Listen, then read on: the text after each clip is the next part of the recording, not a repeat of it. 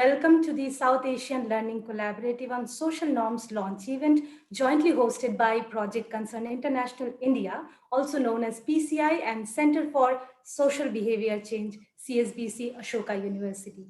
I'm Shomishta Chakraborty, your host for this event today. Firstly, thank you so much for such an overwhelming response to this initiative and taking the time out to be here with us today.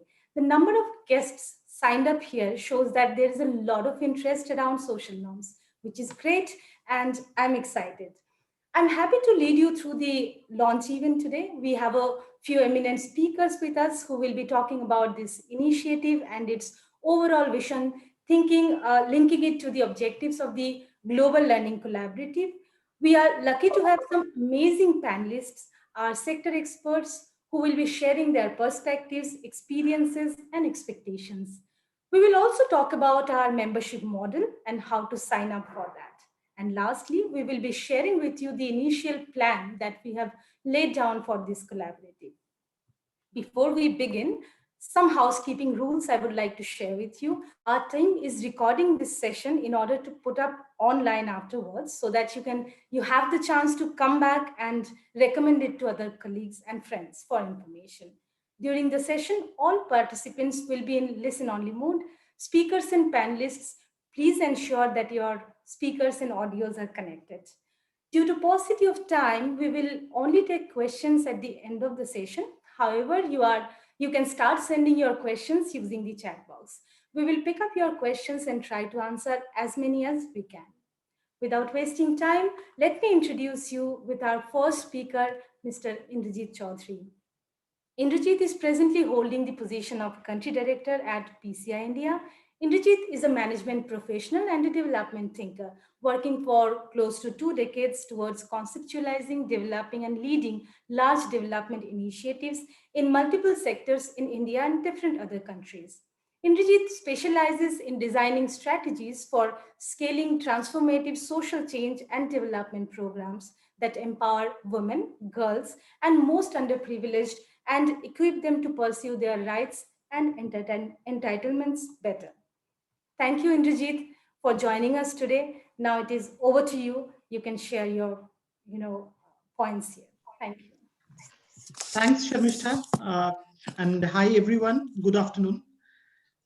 This is, as Shamishta already introduced me, I'm Indrajit from Project Concern International, and Shamishta also talked about PCI India and CSBC Ashoka University are going to co-host this South Asia Learning Collaborative on social norm.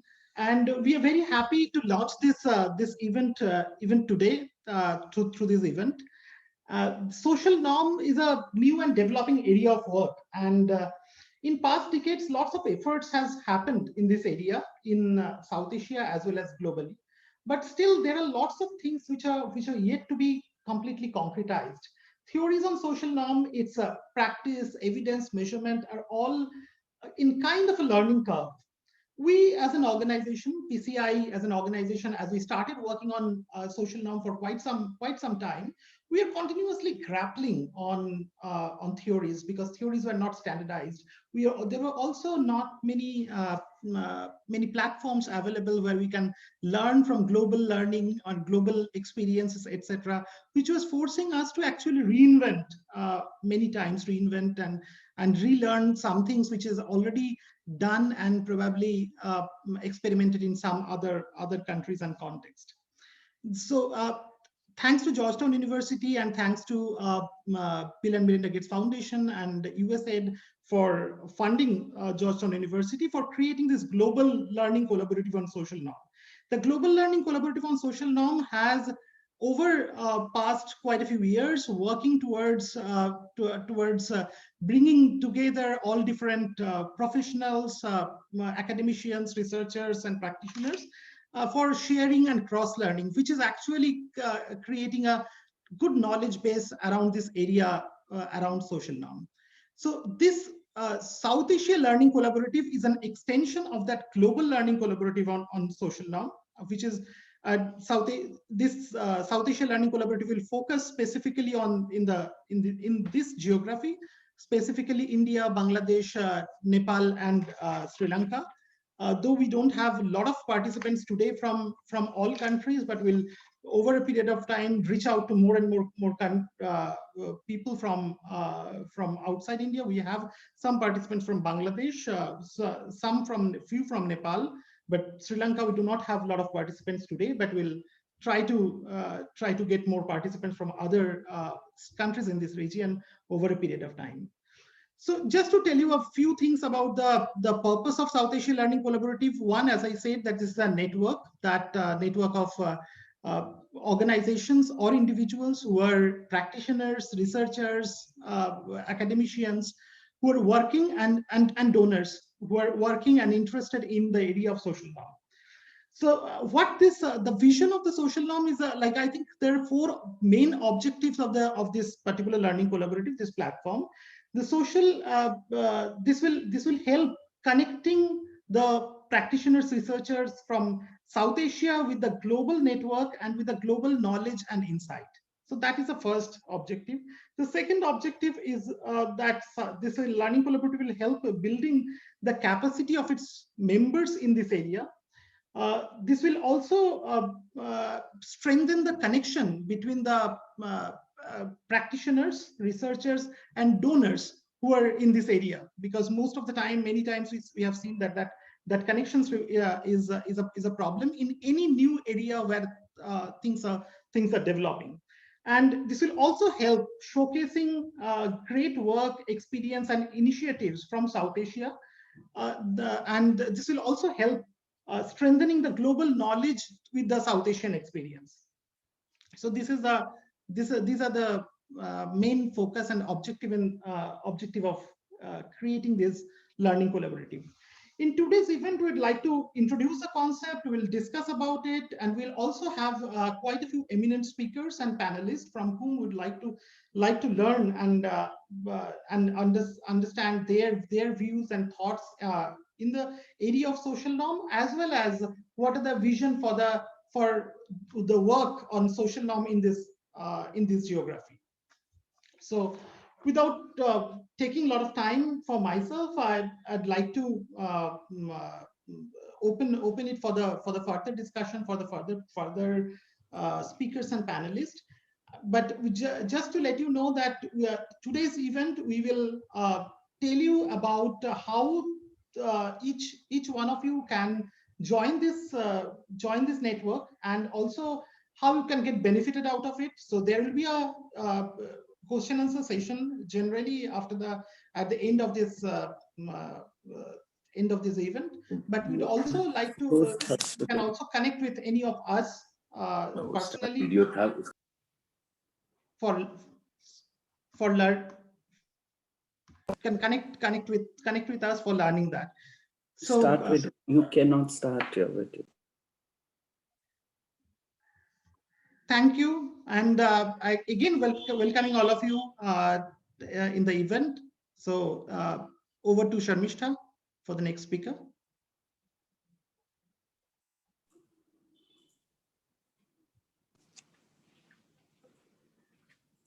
Thank you, Indrajit, for setting the agenda of today's event. I would now invite our next speaker, Dr. Anjali Kohli, for her address. Dr. Kohli has over a decade of international health and development experience, focusing on research and practices for prevention of gender-based violence, violence against children, HIV/AIDS, and promoting improved mental health and resilience. She is the Technical Director of Passages Project at the Institute for Reproductive Health, providing strategic leadership and leading its technical and research vision. Dr. Kohli. Thank you. I'm really excited to be here with you and participate in this important launch event. I'm glad that we have such great participation. I have the pleasure of putting the South Asia Learning Collaborative in context of the larger collaborative work that we've been doing at Georgetown and across different institutions for the past few years. Next slide. So I just wanted to start by saying, what is a global learning collaborative or a learning collaborative, including the South Asia one more broadly? So we know that there's a lot of learning collaboratives out there in the world. Our goal is to integrate social norms into ongoing and new social and behavior change initiatives, recognizing that social norms often play an important and influential role in how behaviors take place and the decisions that people are making. And if we can start to incorporate them, we might really see more shift in our programming. At the same time, we're not arguing that they're the most important thing or the thing all programs need to be addressing. The second goal we have out of all of our learning collaboratives is that we improve social norms program implementation and evaluation. And you'll see here that we do that through 5 different ways. Although we're open to new ideas, we share a lot of our evidence approaches and resources within and across our collaboratives. We aim to strengthen networks, again, within and across collaboratives. So as Inderjeet mentioned, the South Asia Collaborative is a large collaborative cutting across multiple countries and regions. We also aim to build sustained expertise and capacity so that we can carry this work forward. And we want to generate and share knowledge and apply new knowledge and skills to programs and research so we can advance our evidence and our practice base. Next slide. So like I said, we started with, you might have to hit the arrow key a few times here. We started with the Global Learning Collaborative, which is at the center, but it's actually not meant to be the center of all the collaboratives. It's part of this larger whole. So we started with the green one, the global plus a Francophone Africa community of practice back in 2016. And these were launched out of this big need to advance research and evidence on social norms. And over the past year, we've expanded our collaboratives to include a collaborative in Nigeria, East Africa, and South Asia. So on this slide, you can see the different hosts and funders for these collaboratives. And we're really excited to think about how do we connect and build skills across and within the collaboratives. Next slide. So what makes a learning collaborative? For us, our founding principles are really around collaboration, acknowledging shared input, distributed leadership, and having a learning and reflection space. So we want people to be as engaged as they want to be as part of as many collaboratives or as few collaboratives as they choose, and then to decide what level of engagement do they want. Do they want to receive information? Do they want to participate in developing information? Do they want to share knowledge? It's quite wide open. Next slide. When we think about social norms, we initially started our work looking at reproductive health and violence prevention, but over time it's become more clear that there's both a need and an important desire to address gender and social norms across sectors. So here we've shown a few of these. What is not shown here is WASH. I think nutrition is here. These are all sectors where we're seeing more and more evidence and need come out to address social norms. Next slide. Another way of thinking about norms is thinking about them as the underlying drivers of behavior. So we often see norms sitting in these different spaces of feminine ideologies, power hierarchies, gender-based violence, family formation that drive these intermediate effects, including effects related to WASH behaviors and nutrition behaviors that affect a series of outcomes, often limiting whether programs achieve the results they want. Next slide. So just briefly before I close out, I wanted to share with you some of the work we've been doing over the past 5 years with our Learning Collaborative. We've developed a range of resources that are widely available publicly to use within your own programming and research that might help guide this work going forward. And we've divided these by program cycle. So the first is a set of resources that provide some orientation to what social norms are, summarizing what we know within the literature, and then how do we fit norms within a broader contextual framework. And if you're new to norms, what are some key resources to look at? Next slide. Secondly, we've developed a set of participatory tools to start to identify what are the norms that you might want to address related to a specific behavior. These are rapid tools that programs can really run with and apply it within their own programming without any need for capacity building or TA, although we are available. But we want this to kind of inform how people start to think about what norms are, can they locate where they belong, and what that means for their programming. Next slide. The third area we've looked at is norm shifting program design. So we've looked at what are the key qualities of a norm shifting program, largely from a community-based perspective, although we know there's many other ways of thinking about norms. And we've looked at how do you take the latest in social norms theory and apply it to programming. And then what does this mean for scale up? What are the considerations we have to give?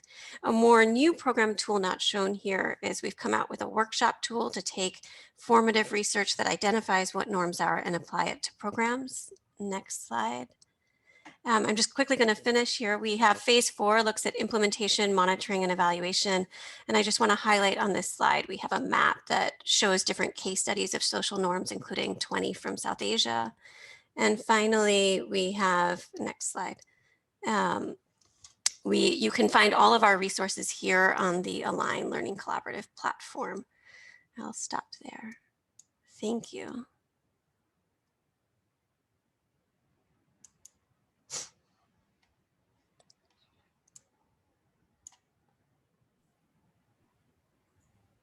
Thank you, Anjali, for sharing the global vision and principles of this collaborative with our guests and participants. I would like to now invite Shweta Banker, Senior Fellow at CSBC. Shweta's work over the past decade has focused on adolescence and gender norms, men and masculinities in the marginalized communities across the subcontinent. Shweta has also spearheaded state and national level collaboratives. Shweta, over to you. Thank you, Sharmishta. It is my pleasure to welcome you all here today to share with us the special moment that marks the launch of the South Asia Learning Collaborative to advance normative change. Next slide, please. As Anjali and Indrajit have already put out the base for this collaborative, I would like to talk about more of the behavioral concepts and principles that work around norm change, because I belong to the Center for Social and Behavior Change, that is CSBC. So given this occasion, I would like to introduce the work that the Center for Social and Behavior Change does.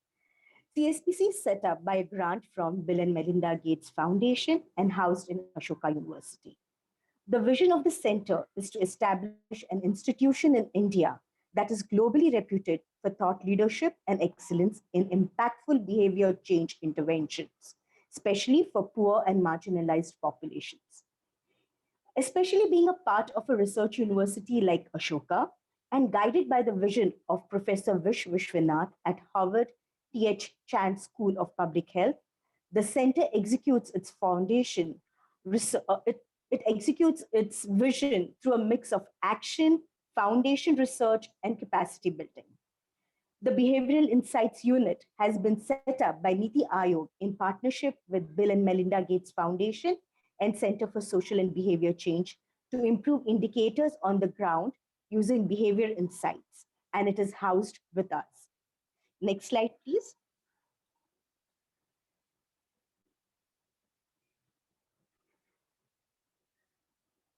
Saksham, I think we can't see the slides for some reason. I'll continue though. So our field experiments and various studies targeted at understanding and changing underlying behavioral barriers along with social norms to achieve a change in the social setting. Social norms can be leveraged within behavior change interventions to positively influence and create impact. We may not always have norm change as an outcome, but it does become a medium to get the objective. We at CSBC use a 360-degree behavior change approach with combination of communication and non-communication interventions. Our ambition at this SALC and the purpose of co-hosting it is to validate these behavior science approaches and models together with SALC, the Africa Network, and the Global Network. We come to the network not only with behavior science approach, but also with a thirst for knowledge. Next one. So we share the understanding of globally accepted definition of norms, and that is social norms are unwritten rules about what is correct behavior or way of acting. This is often defined in relationship to a reference group and is an outcome of empirical and normative expectations. Next.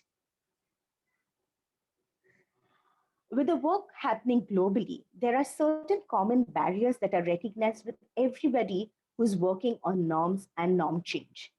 And they agree upon this, which range from the failure to articulate norms overly complicated approaches, and weak evidence. Next section.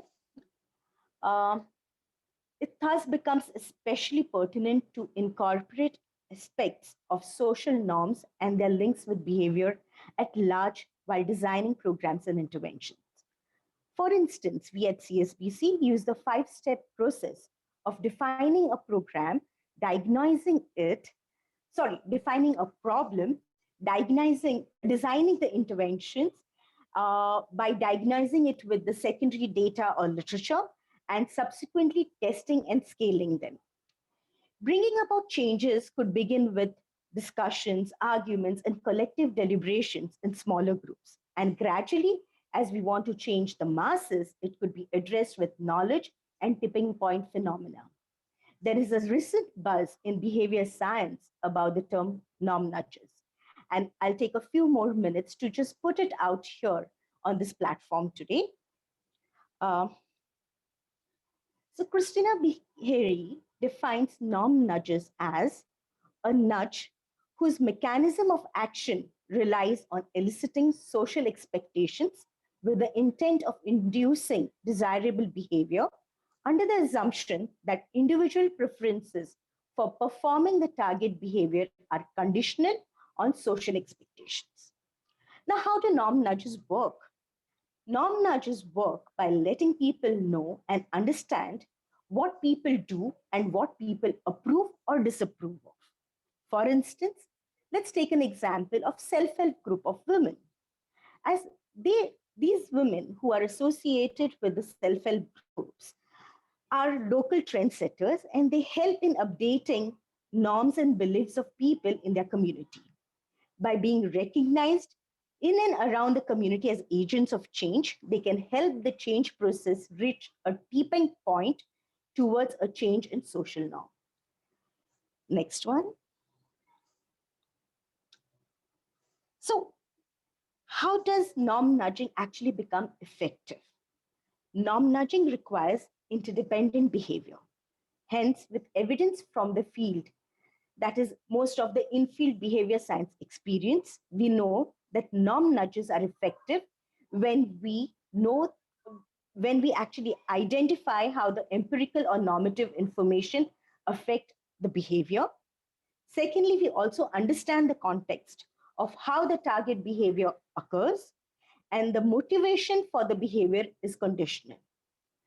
Well, with the real little time that I have, and it's a lot to talk about behavior science and norm change, I think there are many more behavior science principles that can be applied to norm change and interventions. So we look forward to exchanging more ideas on this using these principles, the principles of behavior science, in our upcoming meetings and interaction, and see how they can actually work together with all the social norm change work that is happening globally. Thank you so much. Over to you, Sarmishta. Thank you, Shweta. So after this excellent opening session, we now move to our next session, which is a moderated panel discussion. We are delighted to have 4 sector experts with us today. Most of you would be knowing them already, but let me still have the honor to quickly introduce them. We have Ms. Poonam Mutreja, Executive Director of Population Foundation of India, with us today. For over 40 years, Poonam has been a strong advocate for women's health, reproductive and sexual rights, and rural livelihoods. She has co-convened the popular transmedia initiative मैं कुछ भी कर सकती हूँ, A Woman Can Achieve Anything. Poonam serves on the governing council of several non-government organizations and is a regular commentator in India and globally for television and print media, both. We also have Dr. Ravi Verma with us, who is the Regional Director Asia for the International Center for Research on Women. For over 3 decades, Ravi has extensively contributed in the area of gender and health from the perspective of reproductive health, HIV, and family planning. Ravi also serves on many strategic national and international advisory boards and committees. We have Dr. Khairul Islam, who is one of the leading public health and development professionals of Bangladesh and the Regional Director of WaterAid South Asia. He has worked in various capacities in different development organizations in Bangladesh and Africa. Dr. Islam has been associated with this, with the drafting of the national, health policy and national population policy of Bangladesh, and sits in several policy-making committees related to water, sanitation, and hygiene in Bangladesh and in other regions. Our fourth panelist is Siddharth Swarup, who is leading the social impact, health and education and communities at Facebook India. A behavioral scientist at his core, Siddharth believes in the power of media and technology to solve most of the pressing challenges of our time. Siddharth's experience spans over 21 countries, and throughout his career, he has managed diverse organizations and projects while continually imagining and delivering innovations that make a difference. The session would be moderated by Andy Bennett. Andy is associated with PCI as Director of Social and Behavior Change Communication. Andy provides overall direction and strategic guidance for development and implementation of social and behavior change interventions to different projects at PCI. Over the last 14 years, he has worked in senior roles at BBC Media Action, John Hopkins Center for Communication Program, Apt Associates, etc. Andy, you may begin your session now. Thank you, Sharmishta. And thank you indeed all the speakers for setting the context and elucidating the purpose of the Learning Collaborative so well. And I think this creates a perfect segue for us to dive into our next session to hear the perspectives of us on social norms of our panel of experts. Now, there is wide agreement about the role played by social normative processes in promoting healthy behaviors and reducing harmful ones.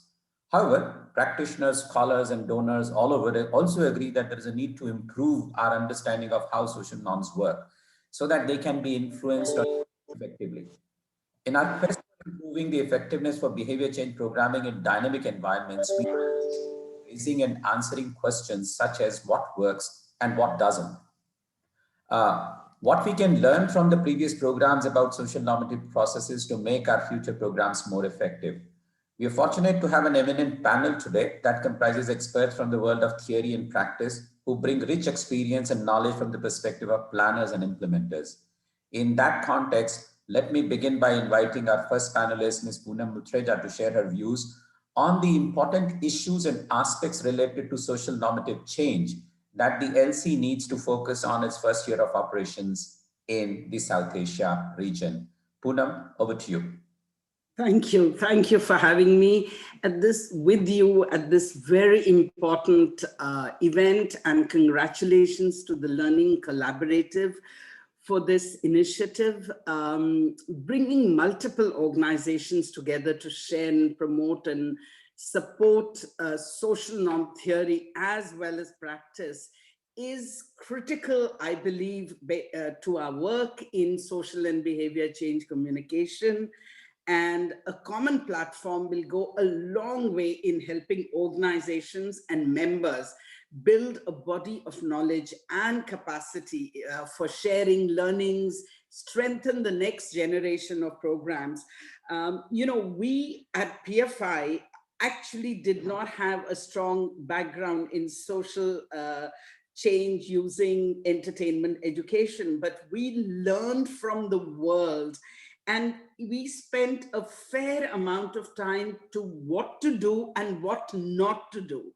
And that learning we have tried to encompass in a case study. And I hope there'll be many more case studies of the work done in Africa and other countries, which was referred to earlier, for all of us to learn from. But collective action is something that is going to strengthen and empower not only us as organizations that work on changing social norms, but the community that we are all here to work for.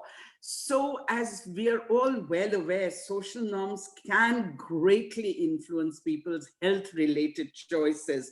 And I'm saying that from our experience and looking at others' experience. In the last few years, scholars and practitioners working in low and middle income countries have increasingly been trying to harness and influence social norms to improve people's health globally. and the considerable interest in using social norm theory to achieve positive health outcomes must be accompanied by an understanding of how norms, perspectives can be integrated into a wider approach to social change. And I believe this group can play an important role in that. Behavior and social change have often been seen as distinct approaches to social change. Behavior and social change have,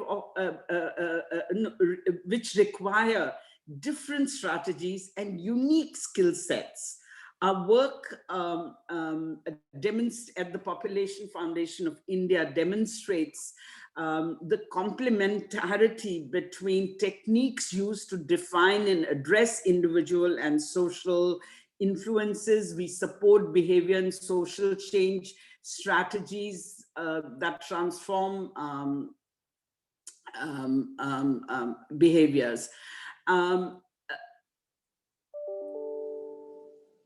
One second. Let me share quickly a little bit about what we used to, why we thought it was important to have a 360-degree approach.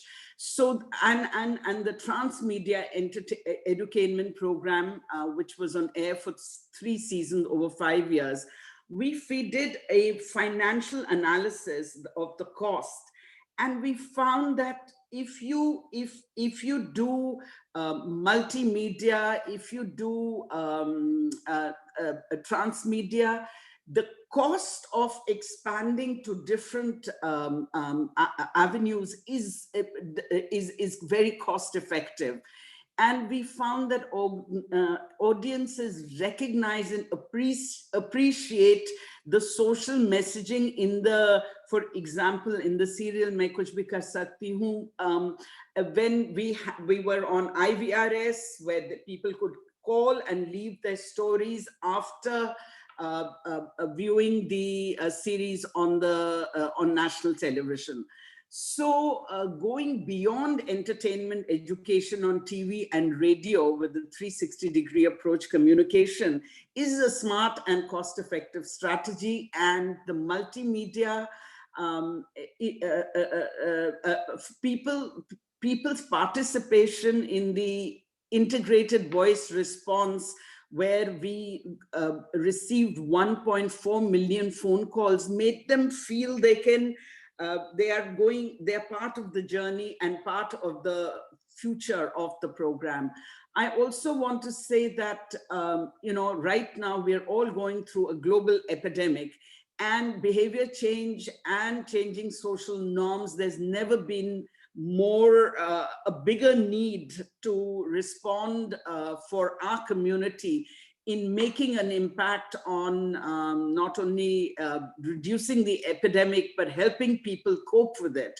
And PFI, thanks to Sid, who's one of the panelists, a collaboration with Facebook, our community has to step in, not just in a planned way, but we have to plan for epidemics of this kind or other disasters. And I think that's a specific area we can look at our role.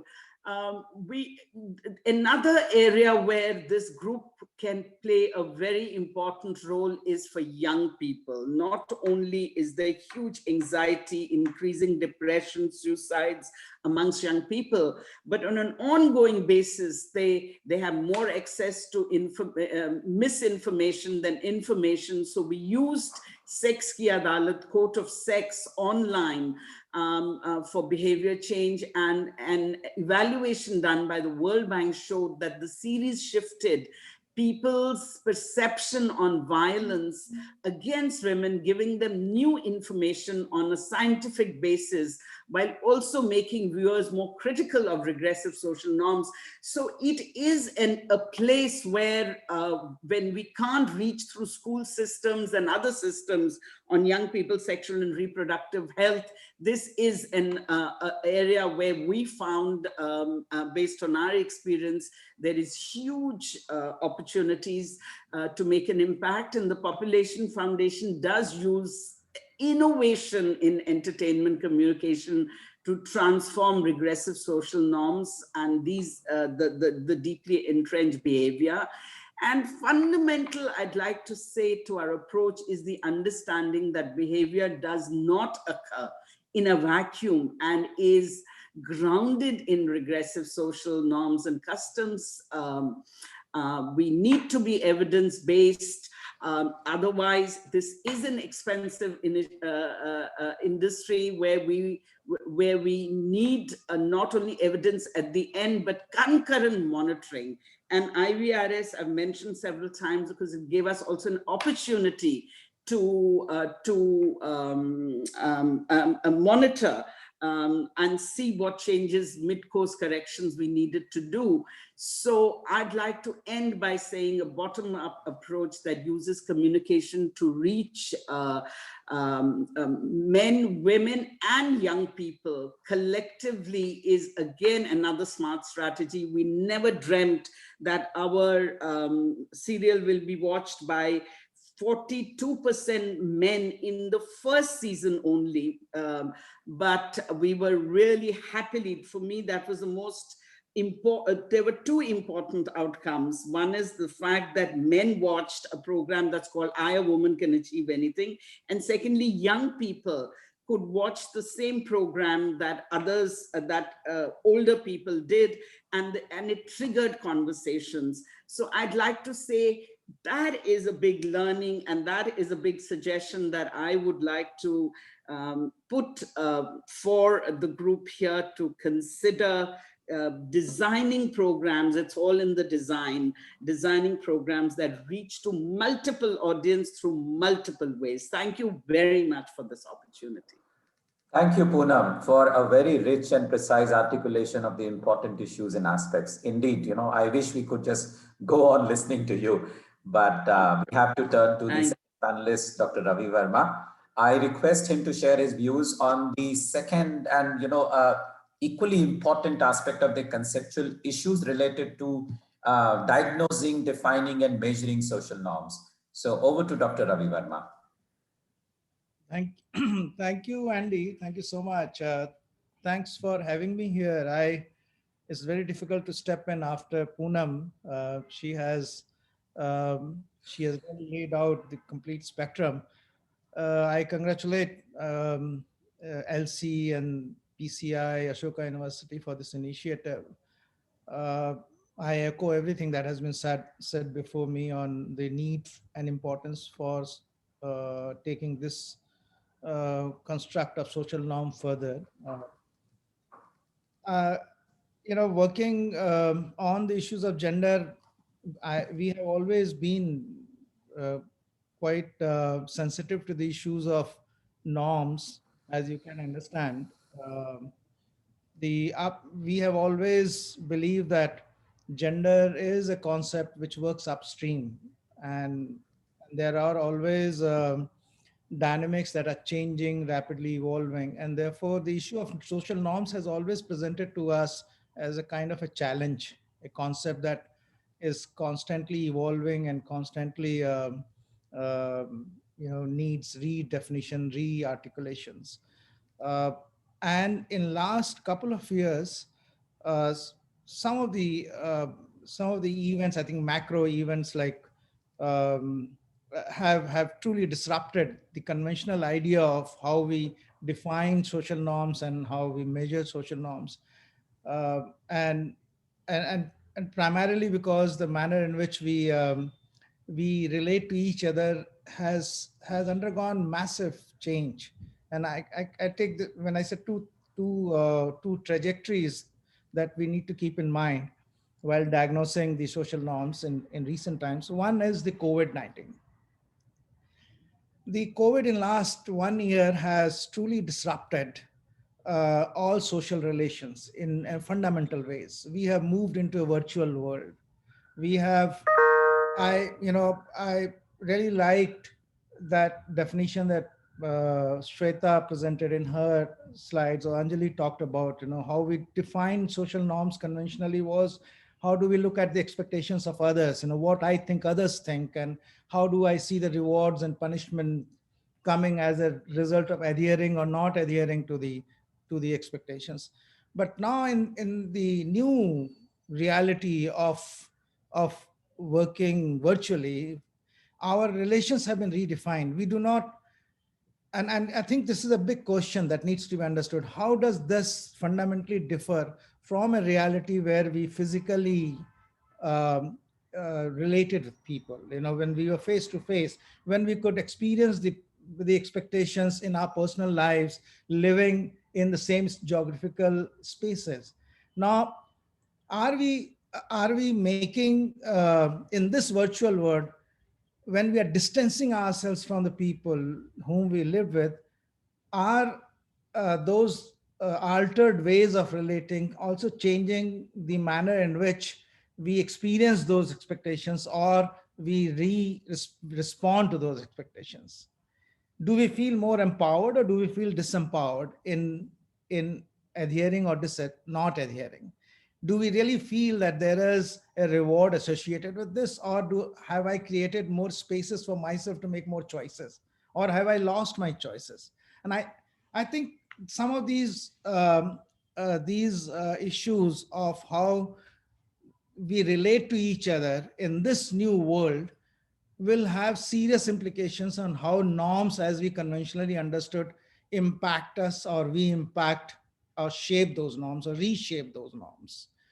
And it's in every aspects of our lives, So that's one. And I really think that I leave this area for open discussion and for people to think, for learning collaboratives to wonder and create newer sets of tools, and perhaps formative research Anjali talked about would be things to do in new times, to see how some of these realities of relationships changing because of the way we work and way we relate and we live. And it's a massive shift. It's a paradigm shift. It's not that has happened. And the second trajectory which has happened in the last 4 or 5 years, and I think has intensified and has again has turned my concept of social norms upside down, is artificial intelligence use. I think people who use social media and Facebooks say this coming next, he would be talking about it. But the manner in which these algorithms have begun to shape our behaviors, I wonder, where is the social norm? What social norms are we talking about? Are we moving into a situation where people's behaviors are being maneuvered, shaped by norms that over which they have no choice, they have no control? Or are we subconsciously feeding into people's ways of shaping a norm which is predetermined by someone else? Who is that? I mean, who is that significant others then? Are we really, again, that means the whole issue of ethics, the entire issue of safety, entire issue of how these norms and practices, as we understood in our ecological framework, through our interventions that we thought we will change, are we able to do that effectively? Is important point in diagnosis. I think all our diagnostic tools that we had so far will have to be revisited in the light of these two trajectories of externalities. In fact, we have been talking about collectivization. We have been talking about forming groups all these years as ways of creating norms and shaping norms. But where are now they in relation to what is happening now in the world of virtual and individualizing? So on one hand, we have literally moved into a space where people have more personal spaces to decide what they do and what they don't do, and face the consequences. The entire issue of mental health and distress and anxieties rising that we see is a result of, I think, breaking down of social norms that were supportive, where people could go back to and fall, take resort to. So I think there is this is a transition time. This is a time when we have to rethink. We have to and rethink doesn't mean just go digital. I think that's another trajectory jump that we taken. I think we would, I will stop. I'll not take more time. I don't know whether I've exceeded my time, but the issue of social norms is intricate, it's complex. It's not a one-to-one correlations that you do as engineering process. But unfortunately, behaviors and practices are being engineered through the other means of algorithms and of digital means. So my sense is that the work on social norms need to become far more focused as to what they want to achieve, and then do a backward kind of calibrations to find out how do you then achieve it. If you want to bring in an alternative ways of working and relating, then what it takes to go there, do that. So using the same game, same rules of the games, I think we have to change to bring human aspects of the social norms, that which we always talked about, and we love to live in that era. So I think I hope Learning Collaborative really takes this whole discourse and this discussion to another level, given what we are witnessing now and what we are going to witness in a couple of years post-COVID. Hopefully, if there's a post-COVID. Thank you. Thank you. Thank you, Dr. Verma, for very succinctly raising and summarizing two key issues, very, very important issues.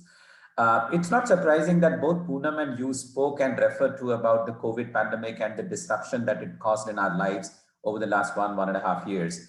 I would now like to invite our third panelist, Dr. Islam, to share his learnings from how the pandemic has led to the emergence of new norms, given that his work has been very, very closely associated in the recent times with the pandemic, and how the pandemic has shifted norms in the recent times.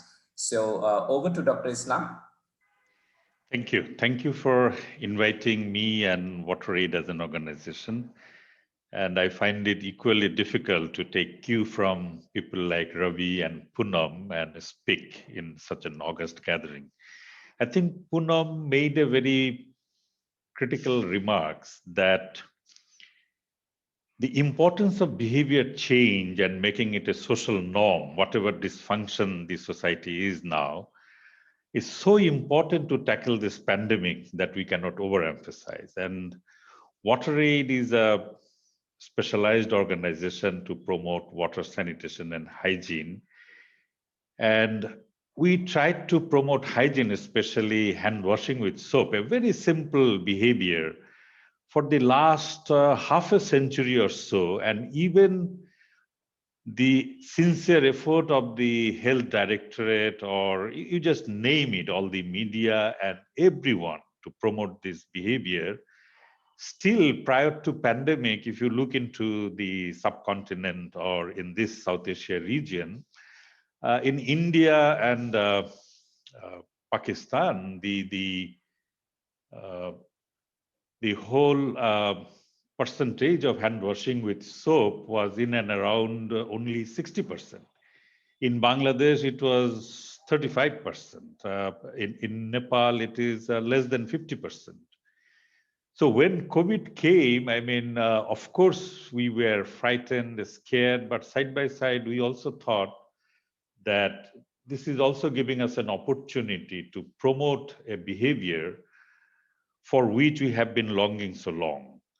And if you recall that, especially in the month of May and June, and until now, the way all the media were bombarded with so many messages, and the way actually the digital space, as well as, physical contact was extremely difficult, but the way actually we tried to promote some of the messages was phenomenal.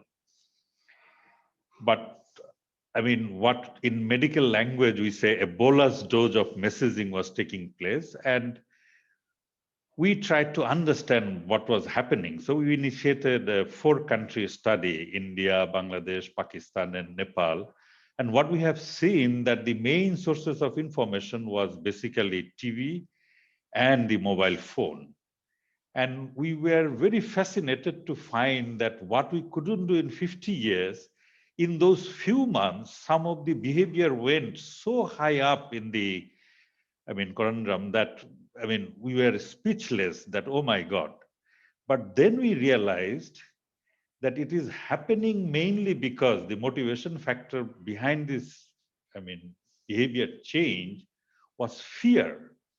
It was not something coming out of individual or familial or societal responsibility and what we are describing or defining as social norm.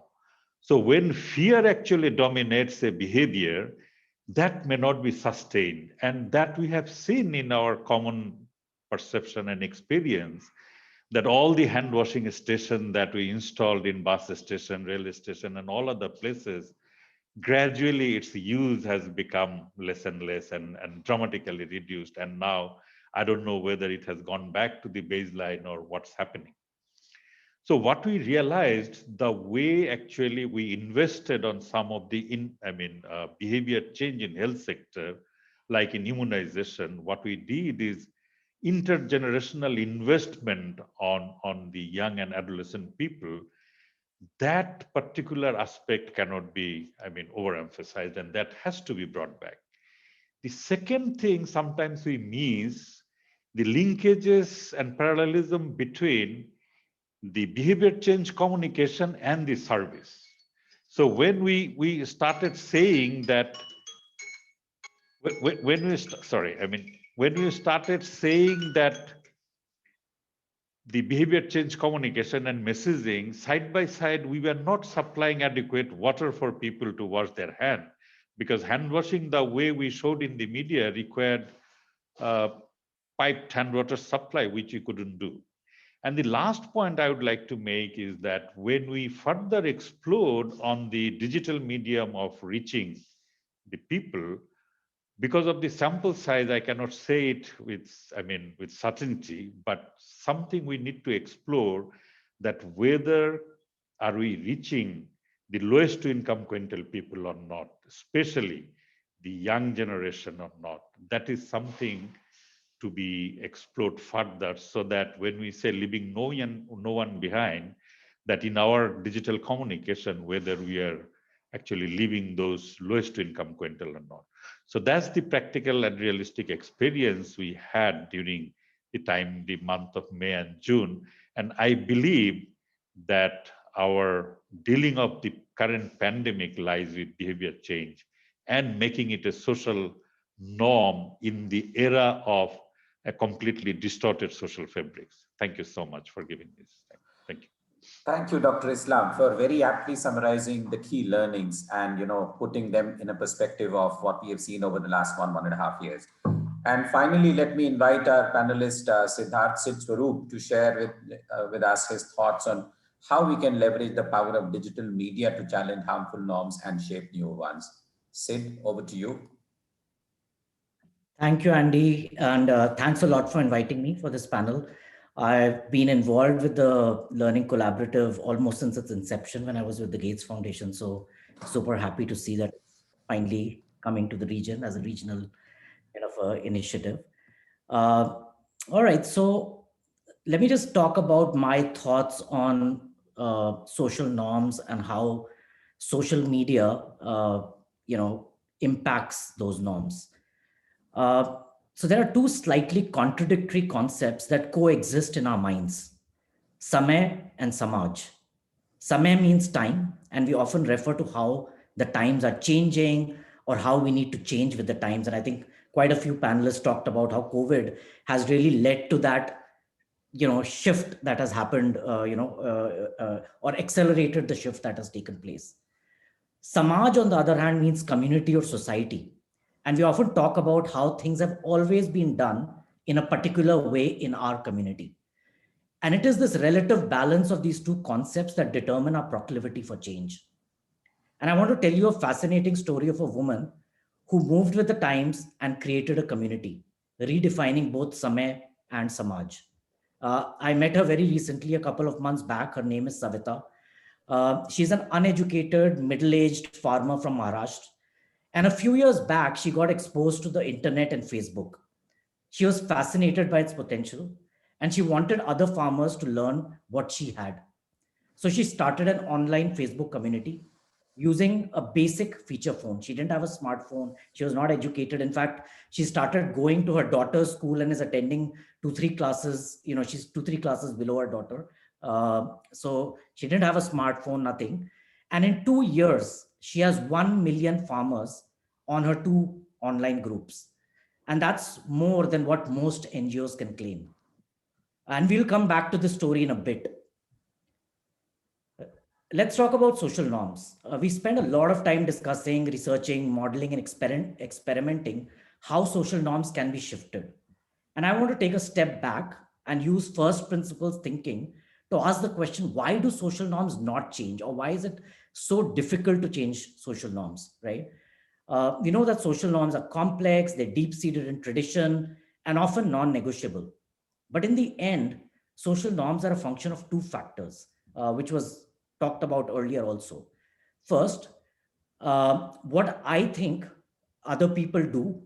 And the second is what other people think of me if I do X or Y behavior, right? So it's about what I think of other people and what other people will think of me. And we have fancy names for these, right? Injunctive, subjective norms, etc. But the key here in both questions is people. What norm experts often refer to as the reference group, right? Norms are a function of your reference groups. And until the reference group doesn't change, or your perception of the reference group doesn't change, norms don't change. And Ravi just talked about it, how in the pandemic, during the pandemic, suddenly the reference groups change, right? Because we are living in isolation, we are not being exposed to the same set of people. And the change that happened was quite dynamic as a result. But the corollary to that is that when reference groups change, your norms and behaviors change. The same man who honks constantly on Ludhiana roads does not do so in London, where it's not a norm to honk like that, and he will be judged. He pees on Delhi roads in front of other people, but does not do so in Dubai. Reference group changes, he changes. I grew up seeing my mother in saris, right? She always used to wear saris in India, even though she had the most liberal mother-in-law, my grandmother. But when she traveled to Europe, she was very comfortable wearing pants and coats. In fact, my grandmother used to do the same. It was not because of sanctions. It was not because, there was something that would have happened to them, but it was because of perceived norms of their reference groups. So back to my argument, you change the reference groups or the perception about them, and the norm shift becomes easy. This is where the role of social media comes in. Social media in general and Facebook groups or communities like the one that Savita built can completely transform norms at scale and at an unprecedented pace. We are currently doing a project in Bihar with Gates Foundation, Jivika, and PCI, where our ultimate goal is to bring millions of rural women to online community groups. Now, self-help groups, as we know, are proven enablers for empowerment and social change. But at the end of the day, if you think about it, it's these 10, 15 women are from the same village, same community, and hold very similar norms. The reference group there is small and fairly static. The moment we bring thousands or even millions of women from other villages, even other states, onto the same group, it completely changes and dramatically expands the reference group. It allows new ideas to blossom, new norms to thrive. And this is not possible without technology. And this is exactly what also happened with #MeToo. The norm that the victim of sexual violence has to feel ashamed and stay quiet changed to the perpetrator needs to feel ashamed, and hence the women need not stay quiet. It happened because the reference group shifted from the few people I know around me to millions of women like me around the world. So technology is one of the greatest enablers of change.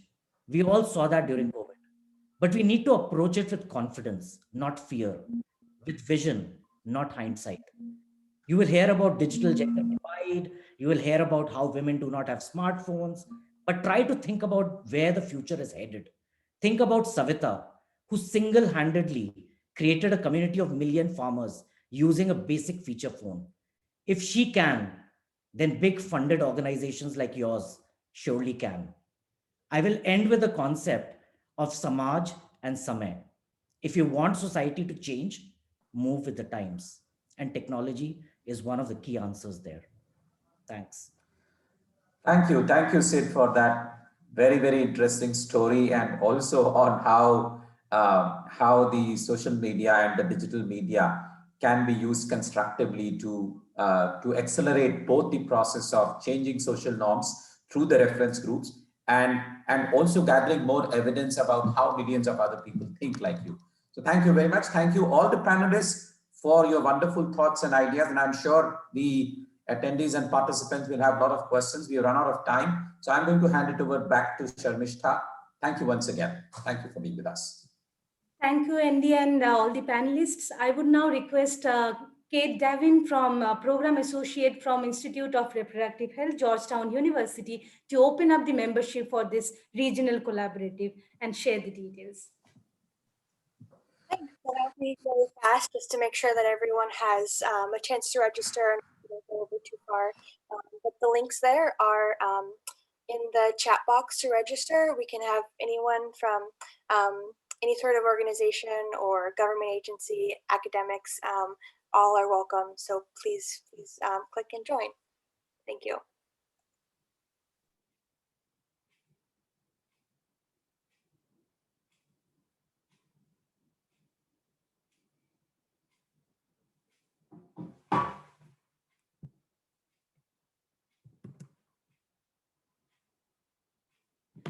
Thank you so much, Kate. Thanks, everyone. On this note, I think we have come to an end. Unfortunately, we can't take the question and answers, but then we will definitely reply to you. Please write to us. The email ID is given in the chat box. You can also write to us on southasialc@gmail.com with your queries, your willingness to partner with us or collaborate with us. On the behalf of the Secretariat, I would like to thank all the speakers, panelists, and participants. You can follow both PCI and CSBC on LinkedIn, Twitter, and Facebook to know more about this initiative and get in touch with us at the email ID given to you. Thank you so much, everybody. Have a great day. Thank you. Thank you, everybody.